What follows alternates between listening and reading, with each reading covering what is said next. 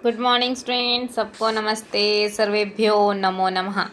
आज की कक्षा में आप सबका स्वागत है। आज हम फिर से एक नए टॉपिक के साथ उपस्थित हुए हैं और आज हमारा टॉपिक बीए फर्स्ट सेमेस्टर और BSc third semester Sanskrit compulsory की बुक संस्कृत चायनिका के फोर्थ लेसन साधु व्रतम चर के 6 से लेके 10 श्लोक को हम आज पढ़ेंगे। पिछली कक्षा में हमने 1 से 5 तक श्लोक किए और उसमें हमने जाना कि रावण और सीता जो दो पात्र मुख्य रूप में इन श्लोकों में आए हैं, तो नेक्स्ट श्लोकों में उनके माध्यम से क्या समझाया जाता है, तो चलिए देखते हैं। अब हम साधु व्रतम चर, यह पाठ आपका कहाँ से लिया गया है और इसका क्या अर्थ है। इसका अर्थ है सज्जनों के धर्म का पालन कर, सज्जनों के व्रत पर चल। अब सज्जन से क्या समझते हैं? सज्जन का अर्थ है अच्छे लोग, दूसरा अर्थ ले सकते हो सत्य का संग, तीसरा अर्थ ले सकते हो संत महापुरुषों का संग। अगर हमारे जीवन में सत्य का संग है, संत महापुरुषों का संग है, अच्छे मित्रों का संग है, तो हमारा जो है आचरण जो है स्वयं ही बदल जाता है, परिवर्तित हो जाता है। यह पाठ आपके कहाँ से लिया है? महर्षि वाल्मीकि द्वारा रचित रामायण के पंचम कांड सुंदर कांड से उद्धृत है। हमने पिछले लेक्चर में रामायण के 7 कांडों के विषय में जाना कि रामायण में कितने श्लोक हैं, बता सकते हैं आप? यस, 24,000 श्लोक हैं और इसके 7 कांड हैं। इससे पहले वाला लेसन जो आपने किया धर्मज्ञ रामः, वह भी आपके रामायण से है और उसका दूसरा कांड है अयोध्या कांड, वहाँ से लिया गया है। तो चलिए स्टूडेंट्स आगे बढ़ते हैं। अब हमने पिछले 5 श्लोकों में देखा कि हमारे 2 मुख्य पात्र कौन से हैं, रावण और सीता।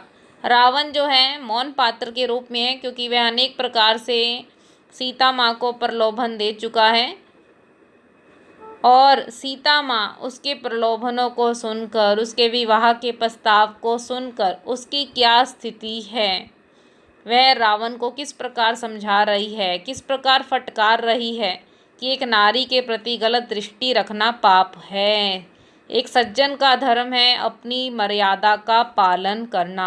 तो ऐसे हमने 5 श्लोक पिछली कक्षा में पढ़े, तो आज हम 6 श्लोक पढ़ेंगे। छठा श्लोक हमारा क्या बता रहा है, चलिए स्टूडेंट्स देखते हैं। अब हम अकृतात्मान मासाद्य राजान मनये रतम समृद्धानि विनश्यन्ति राष्ट्राणि नगराणि च। आपको पता है ये सभी श्लोक आपके कौन से रामायण के कौन से कांड से हैं? 5वां कांड, जिसे सुंदर कांड जिसका नाम है। तो आपका वही क्रम है, आप प्रसंग लिखिए जिसमें पुस्तक का नाम, लेसन का नाम, राइटर का नाम और राइटर ने कहाँ से लिखा है। उसके बाद अवतरण जो आपने देखा कि रावण और सीता या मुख्य पात्रों के रूप में रावण अनेक प्रकार से प्रलोभन देता है और सीता माँ उसे समझाती है। उसके आचरण का शुद्धिकरण कैसे हो, अनेक एग्जाम्पल अनेक प्रकार से उसे समझाते हुए यहाँ पर बता रही है। तो इसके बाद हम इसके अर्थ की ओर बढ़ते हैं। तो देखिए एक बार इसका अर्थ क्या बनेगा, अकृतात्मानं मासाद्य राजानं मनये रतम। अकृतात्मन जिसने स्वयं को वश में नहीं किया, राजाना मनये रतम, और जो अनीति के मार्ग पर चल रहा है, गलत मार्ग का अनुसरण कर रहा है, अन्याय के मार्ग पर रत हो रखा है, तो ऐसे समृद्धानि बड़े बड़े समृद्ध राष्ट्रानि नगरानि च, राष्ट्र और नगर भी विनाश को प्राप्त हो जाते हैं। जिसने अपने पर नियंत्रण नहीं किया और जो गलत मार्ग का अनुसरण कर रहा है, ऐसे राजा को पाकर तो बड़े बड़े राष्ट्र और नगर भी विनाश को प्राप्त हो जाते हैं। देखिए यहाँ इसका अर्थ क्या है। तो उसके बाद आगे हमारा नेक्स्ट स्टेप क्या होता है, हम उसको व्याख्या एक्सप्लेन करते हैं और हम सभी 10 श्लोकों का एक बार टोटल निचोड़ निकालेंगे क्योंकि यहाँ पर अलग अलग नहीं है। ये सभी श्लोक 2 पात्रों की बातचीत के ऊपर है, तो इकट्ठा आप सारे श्लोकों को पढ़ने के बाद अच्छी सी व्याख्या आप बना सकते हैं और जो कहीं पे भी इन श्लोकों में आप डाल सकते हैं। तो चलिए देखते हैं। उसके बाद हमारे पास क्या कार्य होते हैं? कुछ विशेष। विशेष में आपको क्या पता चला है कि बड़े बड़े राष्ट्र और नगर भी ऐसे राजा को जो गलत मार्ग का अनुसरण करते वह भी नष्ट हो जाता है। इसका मतलब है कि जैसा राजा है वैसी ही प्रजा होती है, क्योंकि किसी भी राज्य का केंद्र बिंदु कौन होता है? राजा, और उसका व्यवहार होता है। तो चलिए फ्रेंड्स, बहुत ही सरल था ये अर्थ, और उसके पश्चात आपने क्या निकालनी है? व्याकरण, जो आप अनेक कक्षाओं में पहले भी समझ चुके हैं। तो चलिए नेक्स्ट श्लोक देखते हैं अब हम। हमारा नेक्स्ट श्लोक हमें क्या बता रहा है? शक्या लोभयितुं नाहम् ऐश्वर्येण धनेन वा अनन्या राघवेन हम भास्करेण यथा प्रभा। यहाँ पर आपको पता है ये आपके सुंदरकांड से हैं सभी श्लोक, और ये कुरुक्षेत्र यूनिवर्सिटी के 2011, 12, 13 इन सभी पेपर में आ रखे हैं।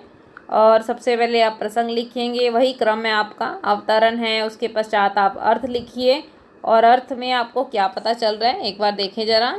शक्या लोभयितुं नाहम् ऐश्वर्येण धनेन वा। लोभयितुं माने लुभाई नहीं जा सकती, किससे?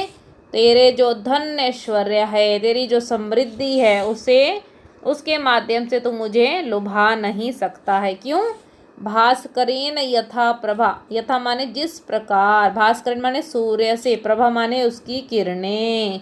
जिस प्रकार सूर्य से उसकी किरणों को अलग नहीं किया जा सकता, अनन्या राघवेन हम, उसी प्रकार मुझे भी राम से अलग नहीं किया जा सकता।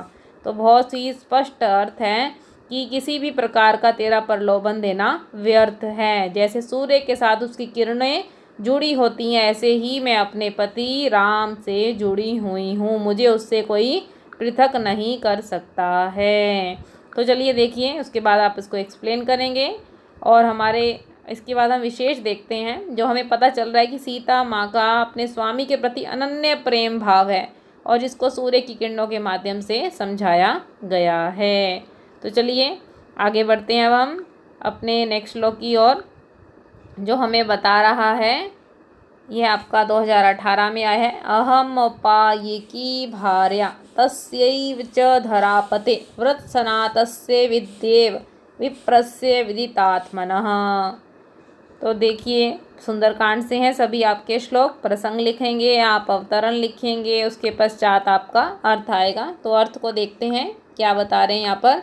अहम औपायिकी भार्या धरापते, मैं धरापते संपूर्ण पृथ्वी के स्वामी, धरा माने धरती, पृथ्वी, पति उस पृथ्वी के स्वामी की भार्या पत्नी हूँ। अहम औपायिकी उपायों से प्राप्त पत्नी हूँ। अर्थात कहने का तात्पर्य यह है कि भगवान श्री राम ने धनुष की जो प्रतिज्ञा थी, उस पे धनुष पे प्रत्यंचा चढ़ाकर अनेक उपायों के द्वारा मुझे प्राप्त किया है।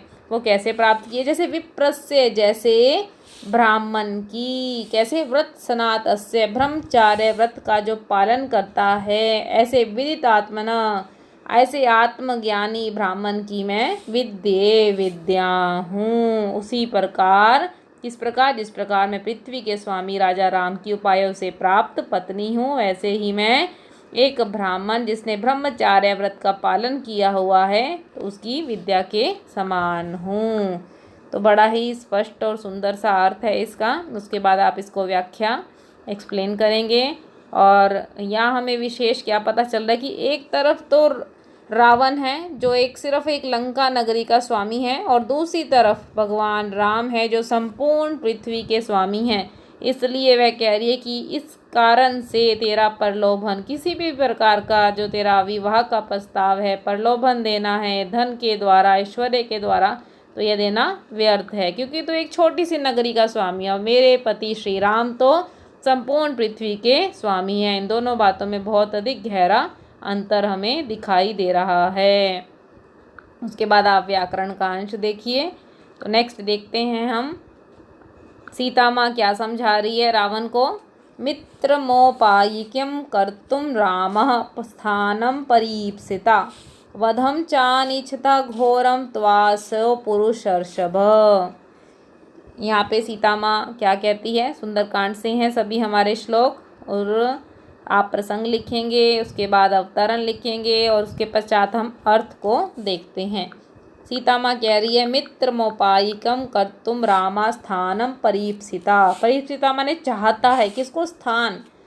रावण के लिए कौन सा स्थान है? लंका। अगर तू अपनी लंका नगरी को चाहता है तो क्या कर? वधम चानिचता, और अपना घोर विनाश नहीं चाहता है तो तेरे द्वारा, त्वयसो तेरे द्वारा, पुरुषर्षभ मनुष्यों में श्रेष्ठ कौन? राम।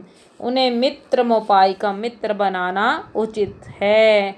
अगर तू अपनी नगरी को सुरक्षित रखना चाहता है और अपने घोर विनाश को नहीं चाहता है तो तुझे राम के साथ मित्रता कर लेनी चाहिए। कहने का तात्पर्य ये है, यहाँ पे एक बार सीता उसे स्पष्ट समझाना चाह रही है कि आप अब भी तू विनाश के कार्य को रोक सकता है, पर उसके लिए क्या है कि तू मुझे भगवान श्री राम को वापस लौटा दे तो तेरा कल्याण हो जाएगा।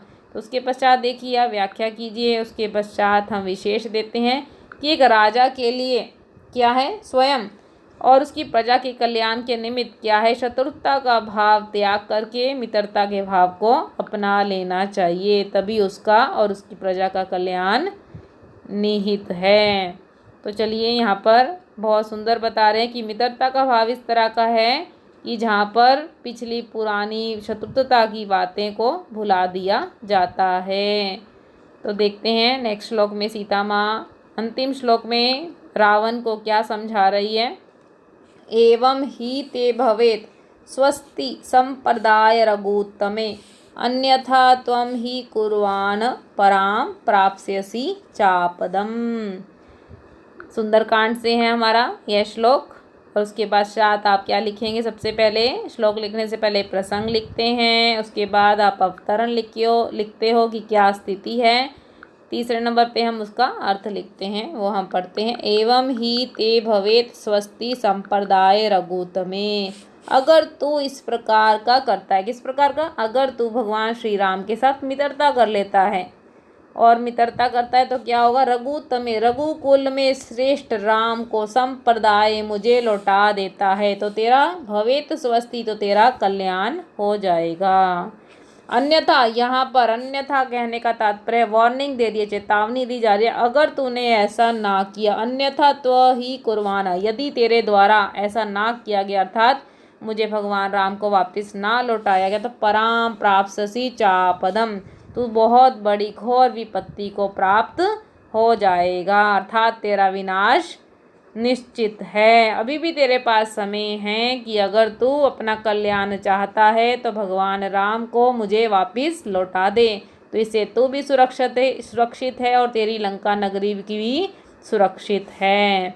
तो यहाँ बहुत सुंदर भाव के माध्यम से एक नारी जो है पर पुरुष को गलत मार्ग का अनुसरण करने से रोक रही है। यहाँ पे अगर हम देखा जाए तो 10 के 10 श्लोक हमें एक नारी की स्थिति को बता रहे हैं और सीता माँ की स्थिति के माध्यम से आज की समाज की स्थिति को बड़ा स्पष्ट कर दिया गया है कि सज्जन का धर्म क्या है, अपनी लिमिट, अपनी मर्यादा में स्थित रहना, उसको क्रॉस ना करना। ठीक है, तो चलिए इसको हम एक्सप्लेन करेंगे और फिर उसके बाद विशेष देखते हैं कि जो व्यक्ति अपना कल्याण चाहता है तो उसके लिए क्या है, उसे गलत मार्ग से, उसे गलत कार्यों से हट जाना चाहिए, तभी उसका कल्याण निश्चित है। तो अभी तक कि आपने 10 श्लोक पढ़े और इन 10 श्लोकों का अब हम देखेंगे कि क्या निचोड़ निकल रहा है जो सभी श्लोकों की व्याख्या में आप फिट कर सकते हैं। तो यहाँ बड़ा स्पष्ट कह दिया है कि सीता जो है रावण के नारी के प्रति दुर्व्यवहार को देखते हुए फटकार रही है कि पर स्त्री के प्रति गलत दृष्टि रखना, उसके साथ अनुचित व्यवहार करना गलत है, अशोभनीय है, क्योंकि यह कार्य सज्जनों के करने के द्वारा नहीं है। क्योंकि सज्जन का कार्य क्या है, सज्जन का धर्म क्या है, उसका व्यवहार क्या है, लोक मर्यादा में स्थित रहना, अपनी लिमिट्स, अपने दायरों में रहना, ना कि उसे क्रॉस करना। और अगर एक राजा तो अपनी संपूर्ण प्रजा का, अपने राज्य का केंद्र बिंदु होता है, उसका प्रत्येक व्यवहार चाहे अच्छा हो या बुरा हो वही उसके कल्याण का भी और उसके विनाश का भी कारण बन जाता है। तो बहुत ही सुंदर श्लोकों के माध्यम से सीता माँ ने अपनी व्यथा पहले श्लोक में आपने देखी, और उसके पश्चात दूसरे से लेके आप 10वें श्लोक तक समझाने का कार्य या फटकारने का कार्य या फिर नारी के प्रति जो एक कुदृष्टि है एक पुरुष की, उसको बताया गया है। और एंड में ये भी कहा है कि अगर तू अपना विनाश नहीं चाहता है तो मुझे भगवान श्री राम को वापस लौटा दे। तो बहुत सुंदर श्लोक आपने। इस लेक्चर को सुनने के बाद आपका कोई डाउट हो, आपकी कोई क्वेरी हो, कोई क्वेश्चन हो, तो आप उसे कमेंट बॉक्स में पूछ सकते हैं। आपकी कोई सजेशन हो नेक्स्ट लेक्चर के लिए तो यह भी आप कमेंट बॉक्स में बता सकते हैं। आपको यह लेक्चर कैसा लगा यह भी आप कमेंट बॉक्स में ज़रूर बताइए। इसके नोट्स आपको डिस्क्रिप्शन बॉक्स में दिए गए हैं, आप उसे देख सकते हैं, डाउनलोड कर सकते हैं, पढ़ सकते हैं। और अगर ये लेक्चर आपको अच्छा लगा है तो इसे लाइक कीजिए, अपने फ्रेंड्स के साथ शेयर कीजिए। और अगर आप बड़ी आसानी से संस्कृत को सीखना चाहते हैं तो इस चैनल को सब्सक्राइब करना ना भूलें। मिलते हैं फिर फ्रेंड्स नई टॉपिक के साथ, नई अपडेट्स के साथ। तब तक के लिए सबको नमस्ते, नमो नमः।